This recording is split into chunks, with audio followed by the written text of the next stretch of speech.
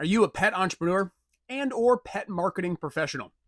Do you want a place where you can gain innovative marketing strategies, receive actionable advice, keep up with the latest trends, and thrive in today's market? Welcome to the Pet Marketing Mastermind. All guests are proven and successful marketers in the pet industry. Steven, welcome to the Pet Marketing Mastermind. Let us start with your journey, and then we're going to walk into you being the co-founder and CEO of Acceleration. What was your first marketing role? Great question, Joe, and thanks for having me on. First marketing role. Well, actually, that journey is a pretty funny story. I started my postgraduate career as a financial advisor, and I did not love that role, but it did inspire me to want to be an entrepreneur. And the person who was doing the marketing for the financial advisory that I worked for, I really liked him. I connected with him. I guess shout out to Brian Whitaker at the Whitaker Group. But he was a really great guy, but he did seem like he had a big Rolodex of customers and clients that he was working with, and we were just one of those. And so I reached out to him. I said, "Hey, I don't think financial advising is really my long-term career. I'd love to learn how to build websites and market, and I know I'd long-term like to be an entrepreneur, and these are skills that I think I really want to develop. Would you be interested in taking on a part-time intern?" And I really took a leap of faith. I left my job and as a financial advisor and took on this like maybe 10-hour a week job and working in marketing. We were building websites. I had a really strong data analysis skill set, and what we found is that meshed really well. He's a great soft skills marketer, like a very creative person. And so with my analytical and data skills, we were able to make a really good team. And my 10-hour a week part-time internship turned into a full-blown job, a full-time job pretty quickly, I think in only just a couple of months. And then I was really excited. We kept growing and growing and growing that business up until maybe 2 years ago. 2 years ago, Aaron and I decided I had this entrepreneurial dream even when I started with Brian way back when. And we said we should take the leap of faith. I took the leap of faith, jumping from one job to a basically unemployed part-time internship. And we took the leap of faith again, saying, it's been an amazing experience working in digital marketing, but we really want to control our own destiny, have our own firm. And 18 months ago, we left to start Acceleration. And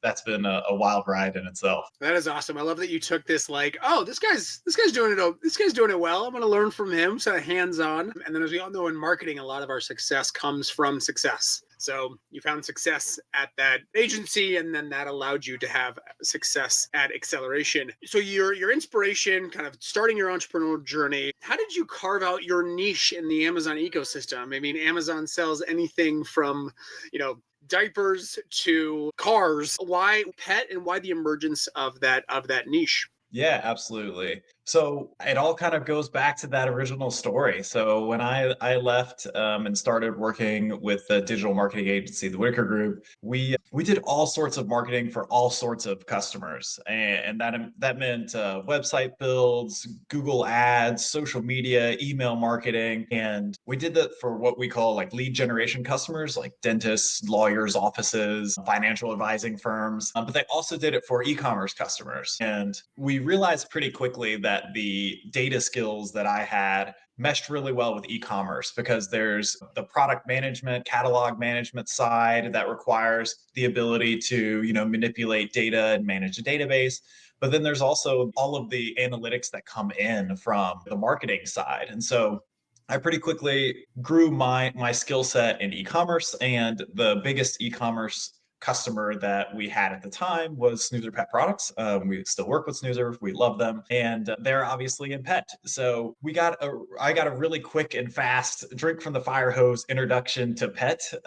And we loved working with Snoozer. We had a great experience working with Snoozer, and that positive experience turned into word of mouth referrals. And so very quickly, we found ourselves working with 3, 4, 5, 6 customers in the pet category. And that experience fueled an interest in learning and going to these trade shows and going to the conferences. I can remember going to Global Pet Expo, for example, 10 years ago, when we were first getting started and first learning. It was such a valuable experience to be in that room and be around all of these pet brands. And it was my first trade show ever, after um, you know, graduating from school and being in a professional role, I had never been to a trade show before. It kind of blew my mind, and I was like, man, I love this. I love pet people. They are so warm and welcoming. It was really great community.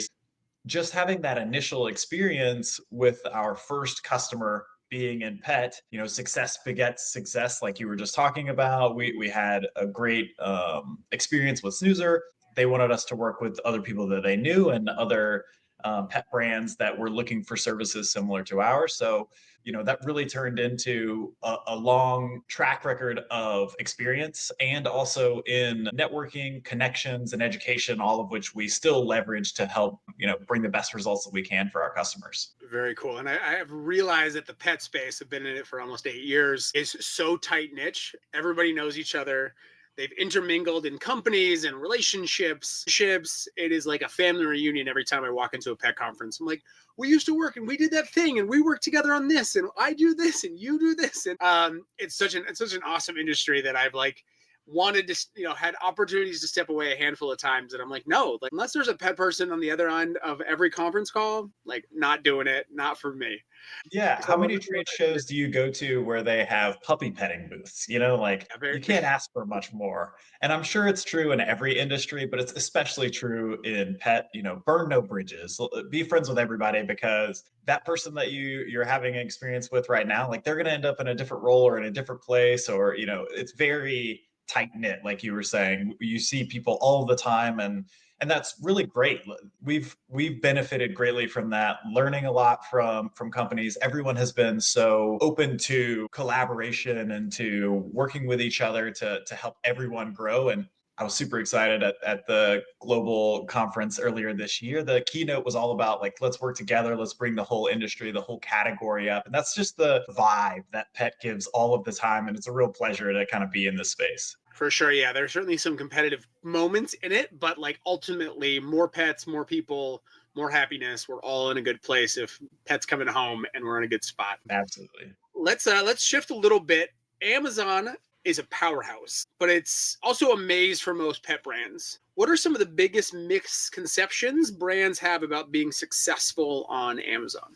That's a really loaded question there. We have had some recent experience that I think maybe shifts my thinking here, but describing Amazon as a maze is extremely accurate. It is a huge corporate conglomerate. And I can remember back in the days of early working in the space where you could submit a ticket, pick up the phone, and talk to a person who had the ability to resolve your issue. And that doesn't exist anymore. It's so big, it's so separated and siloed across departments that it's really difficult to navigate that maze on your own. I think there is a pretty big misconception out there that you can do whatever, you can make your Amazon listings look like your website, or that you can run your Amazon the way that you run your other sales channels. And I can speak from experience. We've run email marketing campaigns, I've built websites, we've done Google Ads. All of those platforms are a lot less restrictive, and there's a better support ecosystem built around them. So we like to say we dance with the devil so you don't have to. Hopefully that doesn't get back to Amazon, but it's very difficult to navigate this platform. So, the misconception is you can jump on and you can list a product and it'll sell. If it's on Amazon, it's going to work. 90% of products on Amazon don't work. And when you get roadblocked, it's very difficult to find any support to make it work. So, having a partner who can navigate that and help you navigate it is really important. And also, like, there's different regulations around different categories. The support system has changed drastically, where non-English speaking and the support agents that don't have the kind of authority to make changes that they used to in the past is extremely prevalent. So it's just become a real maze, and I think that's a really accurate way to describe it. For sure. I know people that are like, I'm just going to put it on there, set it, forget it, run an ad. And then they're, 2 months in, they have a bundle of fees. The product's not being sent off. They have 0 reviews. They're not ranking well. I feel like there's 100 things you can do on that platform. And if you don't really know the right levers to pull, you feel like you're just like wasting time, energy, and effort, and especially money from a new business perspective. Absolutely. And Amazon's kind of they're trying to figure out what their formula is on a regular basis too. So, we've seen programs come and go throughout our decade of working on Amazon. They put a lot of emphasis on being able to email to their list through manage your customer experience portal, and that's kind of gone away. They've put a lot of emphasis on branded posts, basically social media inside Amazon, and that's more or less gone away. They put a lot of emphasis on creator connections, and then they closed the program so that they could revamp it, and now they might bring it back, so there are a lot of ways that you can go, and without having kind of a clear strategy, you can get very lost in this giant ecosystem that is Amazon. Exactly. Yeah. So it's good to know an expert on the inside that can navigate their shortcomings. Or I feel like people get caught up with the hype or the overcomplication of, the Seller Central. You click on one button and 12 things pull up, and those things have 12 things, and those things have 12 things. And then you're like, oh, I want my listing to look like this. You're like, it can't. I'm like, what do you mean Right. it can't? What do you mean the first image has to be white? What do you like? What do you mean? And so I think it's especially a lot of entrepreneurs and business people, they love to present their brand in their light. They want it to look like they want it to look. And when you add those restrictions on top of Amazon, it becomes a difficult part of the process, because they're like, I don't want my brand on a white background. Well, too bad. So it's good, Right. good to know that, coming from an expert perspective. Yeah, absolutely. So you're known for helping pet brands, not just on Amazon, but thrive there. You don't just help them, you help them grow. What unique challenges do pet businesses specifically face on the platform, and how do you help them stand out? You can use an example or just in general, like a pet business on the platform. What would you tell them? Yeah, absolutely. Well, first, I would tell them that for the second year in a row, Jungle Scout produces this report called the Cobalt Report, which is just a big white paper on the state of Amazon. And for the second year in a row, pet supplies has been the lowest return on ad spend category in all of Amazon. So out of the 29 or so categories that they rank, pet supplies is dead last in ROI for ad spend. The challenge is it's a very crowded space at this point. There's a lot of competition. It's extremely important to have a long-term strategy that can bring you customers organically.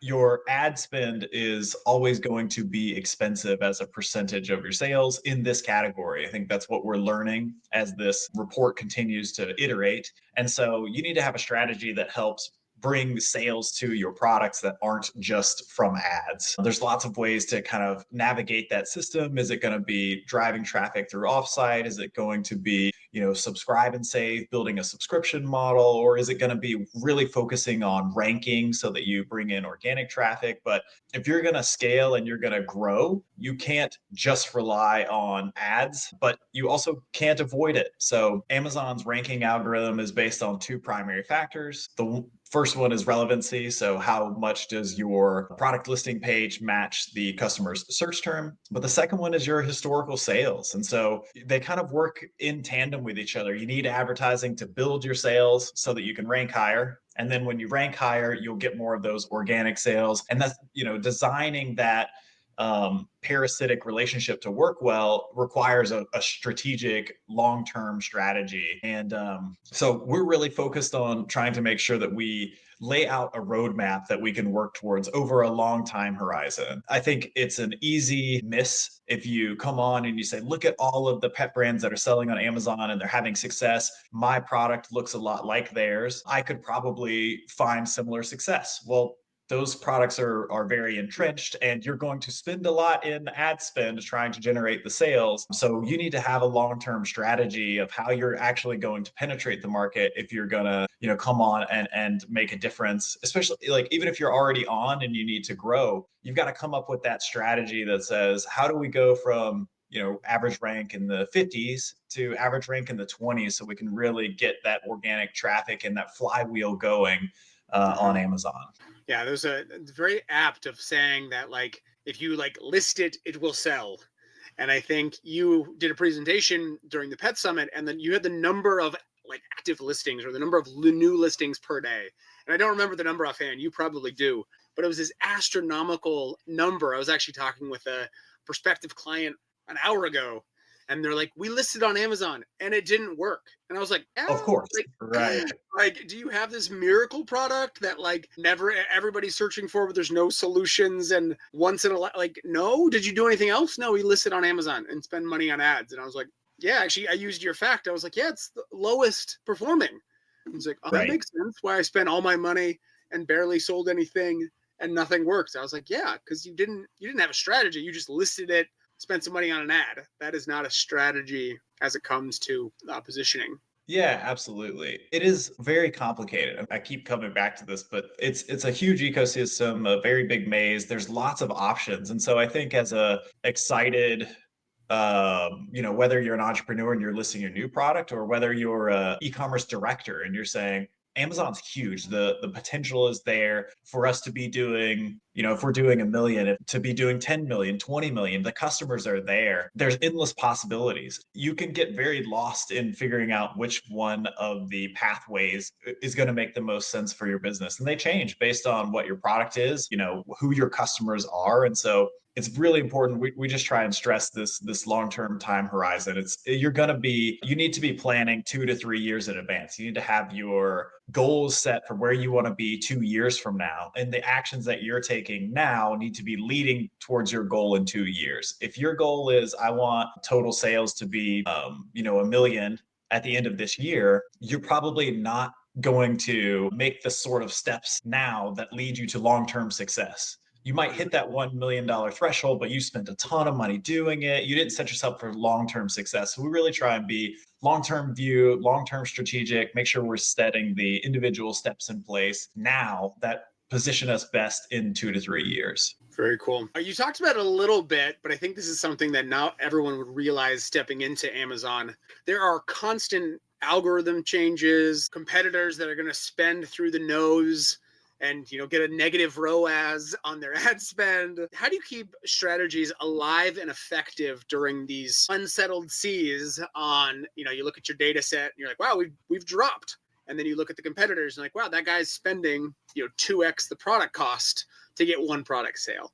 How are you kind of navigating that when things are changing in the Amazon waters? What's your North Star or your lighthouse in those moments? Yeah, I love it. And I hate to respond in this manner, but it depends, right? Like, so it depends on what your long-term goal is, your 2 to 3 year goal, and what your goal is. You need to assign a specific metric that helps match up with that goal. If your goal is truly total sales, then you need to be looking at total sales and organic rank. If your goal is profit, you need to be looking at a metric we call tacos, which is your total ad spend divided by your total sales. So it changes pretty regularly based on what kind of brand or what kind of customer and what goals you have. But once you determine that, you need to North Star. It needs to be the thing that you put up on your vision board and it stays for 3 years so that you can go back and measure yourself against it.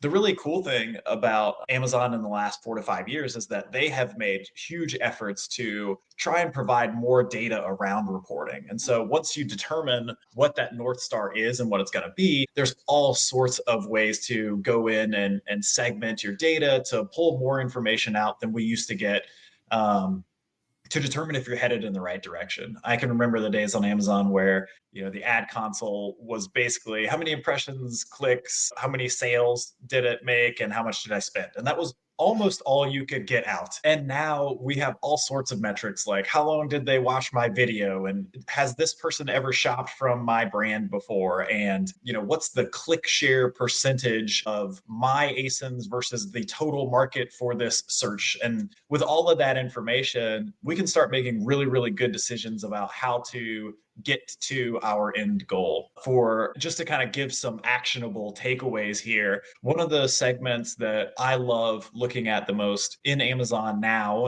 that data is available, is the brand section in Seller Central. So if you aren't spending a lot of time in there, go in Seller Central, hover over brands. There's a tab in there called Brand Analytics, and it will tell you all sorts of information about your brand at the top level, branded searches that you're getting, whether that's growing or whether it's staying the same or falling. You can look at it at an ASIN level, so you can see, where am I converting the best? Where do I have the most impression share? Where do I have the most click share? What ASINs are often alongside mine. So is it a competitor ASIN? Are people buying multiple sizes of my product and maybe returning some of them? Are they buying different flavors? Should I create a bundle? So there's a ton of information in that brand analytics section in Seller Central. There's another great report. I think it's called Customer Journeys. You can go in there, you can see how many people have visited my detail pages, how many added to cart, added to wish list, how many purchased from there. And then you can see drop off points, which is really important to making sure that you're kind of covering all the bases. If you're spending the time, the effort to make sure that customers come to your product pages, find out why they're not purchasing or when they're not purchasing and intervene. It might be they are going to the product page and bouncing. Well, in that case, we need to remarket to them, try and get back in front of them. Is this the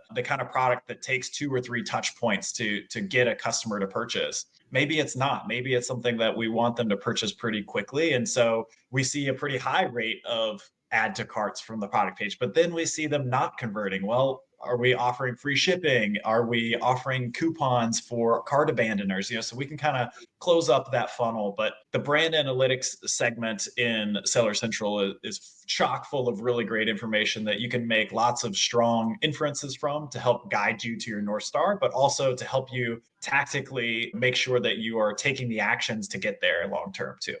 Yeah, I love your diagnosis on using the data. The same. It's like, let's see the actual root of the problem. What you're seeing is low sales, but what's the root of that? It's like, wow, we're getting a ton of product detail page views, but they're not adding to cart. So let's solve that problem, and that will ultimately solve the sales problem. So I love diving into those analytics and then truly saying, okay, here's how we're going to solve this one. Here's our inference. Here's how we're going to test that. Here are the results. And because Amazon is able to give us more data, now we're able to make, more directional approaches instead of like, I don't know, maybe you should work with a bigger influencer, like big swing at a bat versus these like micro tweaks. Oh, let's just spend more on that. Yeah, and I love that you said, kind of like testing and experimenting and optimizing. I think those are terms that you just used, but this isn't particularly new, but Amazon has A/B testing built into the platform now. And so if you have a requisite number of sessions, you can use this data. Are people visiting my product detail page, but they're not converting? Maybe there's something not right with my product detail page that's causing it not to resonate with customers. A/B testing is a great way to find out. So, test your titles, test your images, test your descriptions. You can even test A+ content now. So you can show the customer a drastically different experience and find out, hey, is this going to improve conversion rates? Is this going to move the needle on sales? And if it is, then you publish the better versions and you iterate again, and you publish the better versions and you iterate again. And having the data to determine where the right place to move the needle is really, really valuable, because there are so many options. Go look at what's working and what's not working and then dial in from there. I love that. Yeah, you're like kind of directionally focusing, okay, making better hypothesis. Speaking of the restrictions on Amazon, I know we're going to keep you in a small box and we'll let you out afterwards. How do you tell, or how would you recommend somebody tell a compelling brand story with the constraints of listings A+ content? Is there a strategy that you're seeing that's like telling the owner story, telling the founding story, telling the product story? Is there something that you're seeing in those, or another category where like the brand story is really shining? Yeah, great question. I think it can really depend on the brand and the product, but I just see so many people skipping first base, honestly, Joe. Like there are people who are still publishing A+ content there are still people that aren't using A+ content at all. First off, so step number 1, go use A+ content and brand story if you're brand registered. It is a huge improvement. It takes up more of the product detail page. It reduces the number of competitor product tiles that will be on your product page. It gives you a larger opportunity to explain what your product does and why it's better than your competitors, convincing your customers to purchase your products. But there's levels to this. So yes, do A+ content, do brand story, but Amazon has released premium A+ content in the last 18 months. And so now you have an opportunity to not just use text and images in your product pages, but you can use interactive modules that work a lot like, say, a slider or a carousel on a website might work, or you can publish brand video within your A+ content, or install video, or unboxing, best uses. All of those things are are available to you through premium A plus content and they're not available in regular A content. So number two, second base is make sure that you're qualifying for premium A plus content. It's a pretty low barrier. To get premium A plus content, you just need to have your brand story applied to all products underneath your brand. And I think at this time, you need to have 5 regular A plus content templates approved. And you might be thinking, oh, I only have 1 product or 2 products. That's okay. Just slightly edit the A plus content, submit it again for the same ASIN, and that those counts as 2, and then slightly edit it, submit it again for the same ASIN. That counts as 3. So you just need to have 5 templates that were reviewed to get approval for premium. The other really big, great thing about premium, even though above and beyond having the ability to add video and interactive elements to your product pages, it's all search indexable. So standard A plus content, the text that you put in there, Amazon's not indexing it to help determine where you should rank on Amazon's search results. So for premium A plus content, that content that you're putting in there, that's helping drive organic rank. So third base, make sure it's premium and optimize the text content that's in there so that you rank better. It's available there for you to improve your conversion rate, to improve your connection with your customers, but also to help you rank better and find more customers within Amazon. And then it becomes, what's the story we should tell with all of those things, which I think was kind of where you were headed with that first one. I love A plus content that really focuses on the product, and brand story content that really focuses on brand values and brand tenets, and in companies that are ownership forward. So those companies that have owners or leaders that are willing to be in the spotlight and their story contributes to the product. That's the most powerful brand stories that we can publish. If we can make it personable and we can tie the leadership person to the value that the product provides, those are the best brand stories. But if you don't have that and you're, more corporate focused, we can see really valuable brand stories there too. Talk about the things that your company believes in, the things that they stand behind. If they're philanthropic, if this benefits some sort of charity, or it helps, we're in the pet space, if it helps pets live better lives, and we can talk about that as a brand tenet, all those things are going to help resonate with your customers, make your conversion rates better, but also provide them with something to latch onto that makes them long-term customers, that they'll come back, they'll post reviews, they'll talk about the product. In the best case scenario, they become brand advocates and they tell their friends to buy it and they post videos on Amazon or on social media. And it's hard to create that sort of personal connection if you aren't putting your brand tenets or in best case scenario, your ownership, your leadership group out there to kind of be something to latch onto for your customers. Yeah, I love what on Amazon is it boils down. I feel like on a website you can have 16 pages or 10 pages about your website and your brand and your company, and on Amazon you really have to boil it down to the restrictions and the limitations. But I think that it ultimately makes it better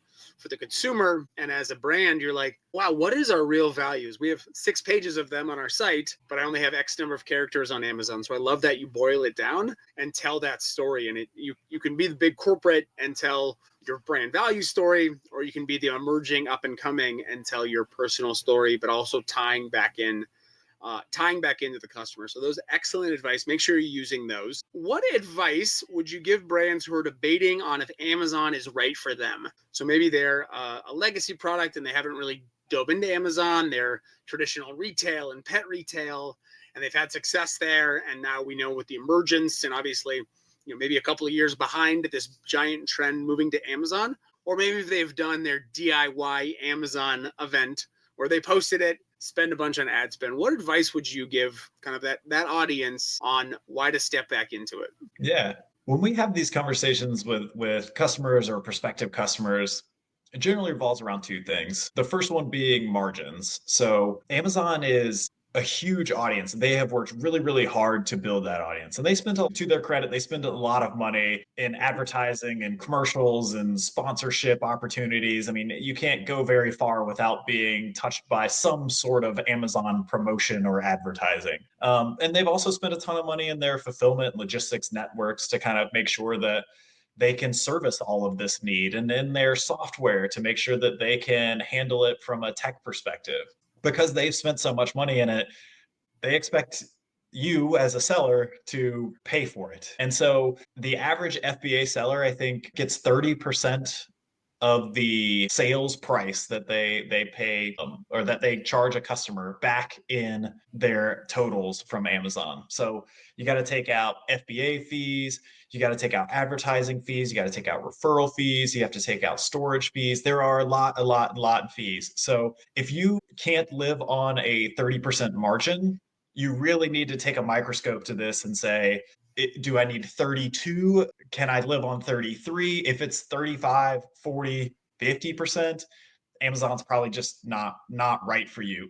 It's going to be very, very, very difficult for you to build a model where you can consistently get 50% and that be something that can scale and grow. You might be able to do, 100 units a month at with no advertising and not using FBA to really minimize those fees, but you're putting yourself at a massive disadvantage in growing market share and scaling on the platform. So, margins is the first and most important thing. Can we really even afford to be on Amazon? Is that a place that we can make a primary sales channel for our business? And then the second one is, from a brand perspective, is this the place that we want to be from, a dollar value and a perception basis? So there are lots of brands that they're trying to grow right now. Their primary growth strategy is to get into retail stores, and independent retail stores hate Amazon, and I understand it, right?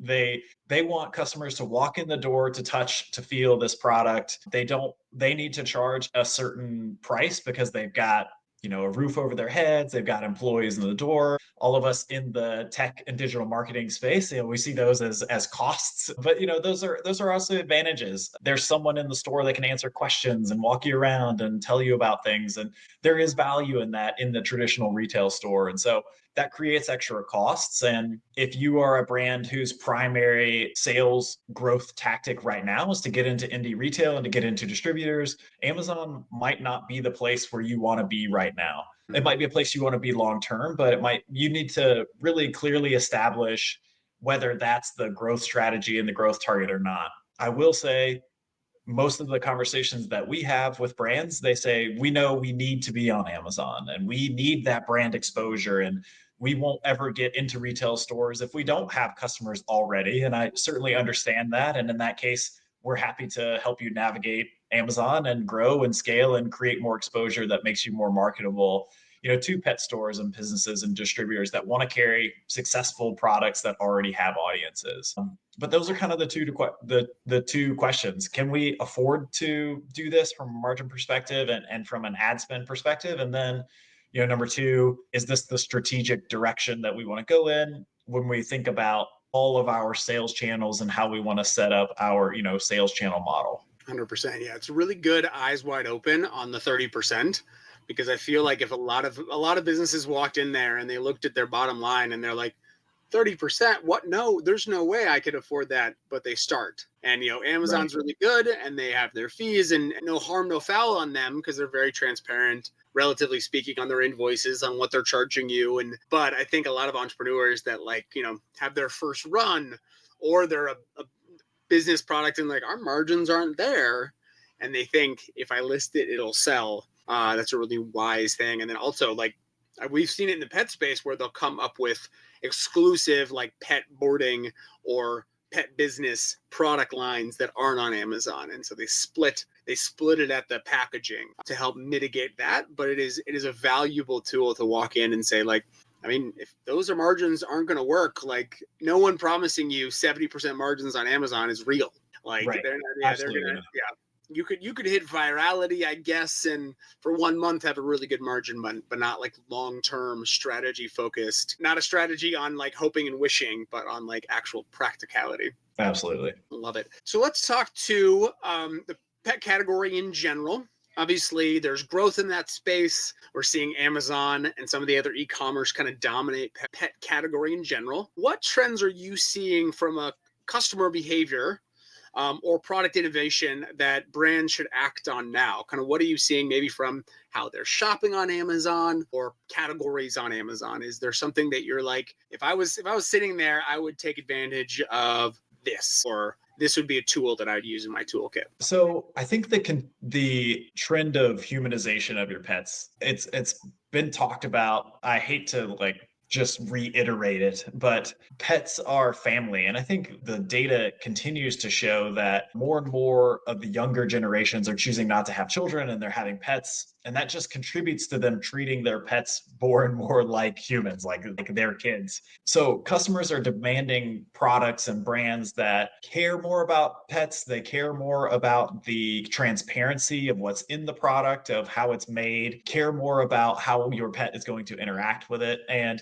brands that are kind of opening the book, or even just opening the book to be transparent, but also knowing this and designing products around that are succeeding more in our eyes. So the ones that using clean ingredients or maybe even single ingredient, that seems to, that's health trends in humans 5 years ago, where we need to eat less chemicals. Well, we figured out and we were like, oh, we probably need to feed our pets less chemicals too, so we're limiting the ingredient list. Okay, well, what about in manufactured goods like beds and dog seats? Well, we don't want plastics in it anymore. We don't want it to be made in China anymore. So we're trying to work with brands that, if they already have those selling points that will resonate with your pet as a human, as a really important part of your family, espousing those key product features or differentiators and communicating it more effectively. So it used to be we just talk about it in text, but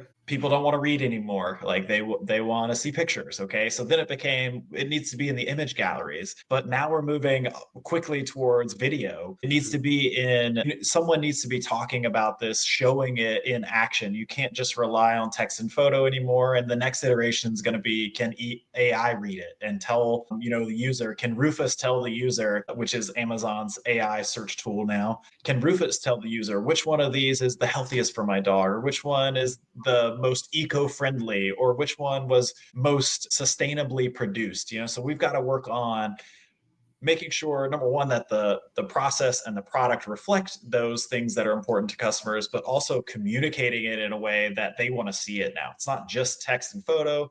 We got to make sure that we're talking about it on video. We got to make sure that AI can read it and that AI can tell customers and direct them towards our products. And I think that's kind of the next iteration of making sure that we're communicating with the customers how they want to be communicated and what is important to them. That two-sided communication. It's like, one, you have to communicate to the customer about the humanization of the pets, but the other side, you have to communicate to the technology that's the positioning of the brand. It's like this two-sided thing. Like, yeah, your website looks pretty, but none of your SEO is there. Yeah, your listing looks good, but the AI is not able to read it. It's like you have to play both sides of that, be analytical, but then also creative. Well, this has been an absolutely enlightening conversation. Thank you, Stephen. Where can people learn about Acceleration and connect with all the amazing work you guys do on Amazon? Yeah. Well, first you can find me on LinkedIn, Stephen Gary, Acceleration, ACCELARAZON. I'm sure that'll be in the show notes somewhere because that's a full mouthful. But yeah, would love to connect with people on LinkedIn. Love to have great conversations there. That's probably the most direct pathway to find us. But if you want to learn more about our agency, what we do, who we work with, customers we've had great success with, and case studies, stuff like that, and kind of reach out to us there, you can find us at theamazonmarketingagency.com or acceleration.com. Either of those will work. Check out our website, check out those case studies, and reach out to us on our contact form or by phone. Excellent. Well, thank you so much, Stephen. Thank you so much for what you do in the pet industry. We're happy we got you from financial planning to Agent for Life to the pet space. So we got another one. Thank you, everyone, for listening to the Pet Marketing Mastermind. Make sure you subscribe on whatever podcast platform you are listening to this on. Have a wonderful day, and we'll see you guys next episode.